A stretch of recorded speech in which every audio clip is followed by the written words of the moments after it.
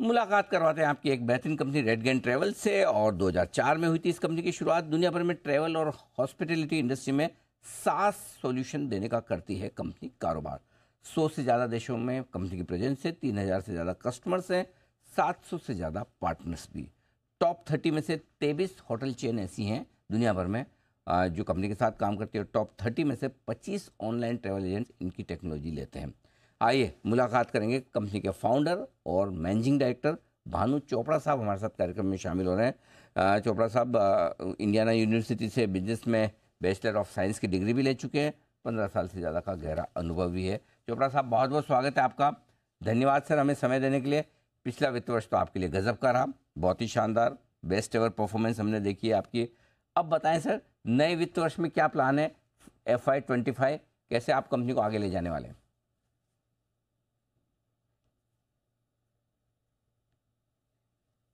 चोपड़ा साहब, क्या आप तक मेरी आवाज़ पहुंच रही है सर? हाँ जी, बस गुड मॉर्निंग। मॉर्निंग सर, बहुत बहुत स्वागत है आपका। पिछला वित्त वर्ष आपके लिए बड़ा जबरदस्त रहा, परफॉर्मेंस तगड़ी रही आपके हर एक पैरामीटर पर। मैं जानना ही चाहता हूं सर, वित्त वर्ष 2025 को लेकर कंपनी के क्या प्लान हैं? अनिल जी, तो जैसे कि आप जानते हैं कि हमारी ग्रोथ काफ़ी रोबस्ट रही है। इसके दो कारण रहे हैं। एक तो जो ट्रैवल डिमांड है वो काफ़ी रोबस्ट है, और इंटरनेशनल ट्रैवल भी अब काफ़ी खुल चुका है। तो ओवरऑल मैक्रो इंडिकेटर्स बहुत बढ़िया हैं। अगर आप डिस्क्रिशनरी स्पेंड भी देखें तो उसमें नंबर वन अब ट्रैवल है। एक कंज्यूमर सर्विस भी जो हो रहे हैं, और जैसे कि इंडिया का पर कैपिटा बढ़ रहा है, तो उसमें अगर आप देखें तो अब ट्रैवल नंबर वन है डिस्क्रिशनरी स्पेंड में। और दूसरा, हमारा जो एग्जीक्यूशन रहा है वो बहुत बढ़िया रहा है।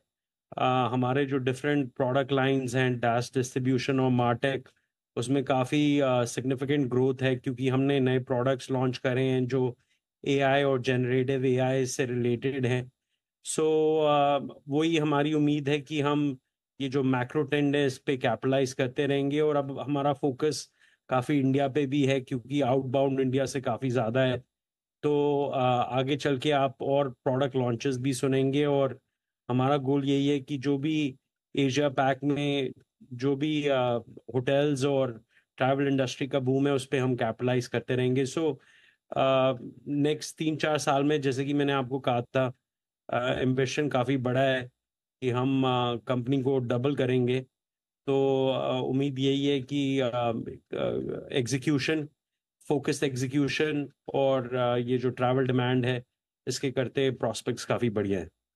तो काफ़ी मजबूत ट्रैवल डिमांड है, उसका फ़ायदा मिलेगा ही। सर आपने हाल ही में ये अनाउंस किया था कि आप अब ओरेकल क्लाउड मार्केट प्लेस पे भी आप अवेलेबल होंगे। इसका क्या मतलब है, और कंपनी को रेवेन्यू वगैरह के लिहाज से ये कैसे फ़ायदा पहुंचाएगा?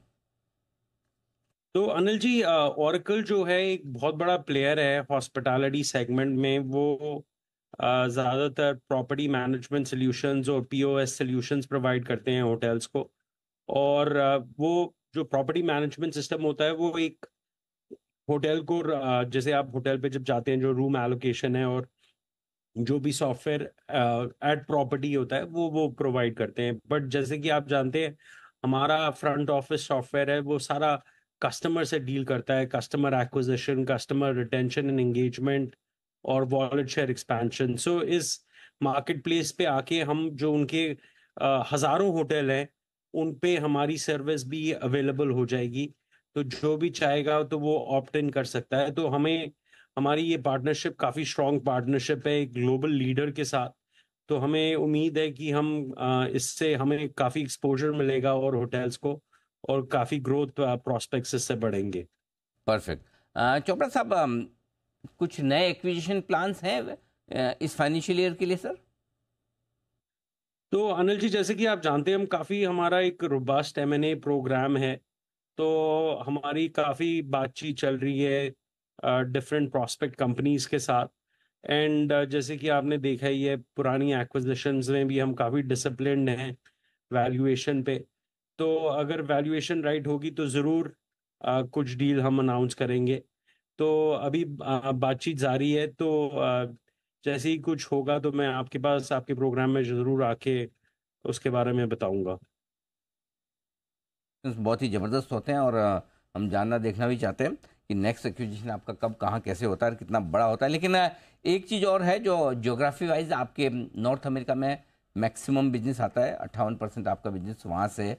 अब इस फाइनेंशियल ईयर में क्या कुछ ज्योग्राफी को लेकर अलग अलग कोई फोकस है, या मैक्सिमम वहीं से बिजनेस रहने वाला है सर?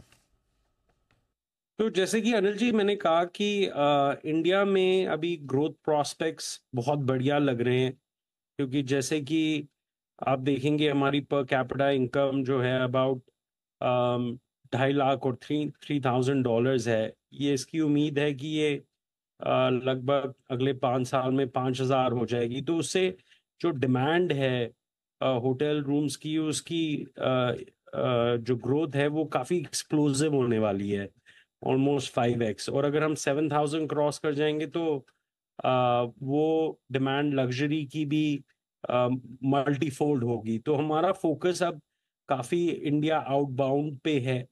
एंड पर मैं ये कहूँगा कि अगले 1-2 साल में जो हमारा रेवेन्यू मिक्स है नॉर्थ अमेरिका डोमिनेंट है वो रहेगा, पर हम एशिया और इंडिया पे काफ़ी फोकस करने वाले हैं। बट उसका चेंज रेवेन्यू मिक्स में 2-3 साल में ही दिखाई देगा।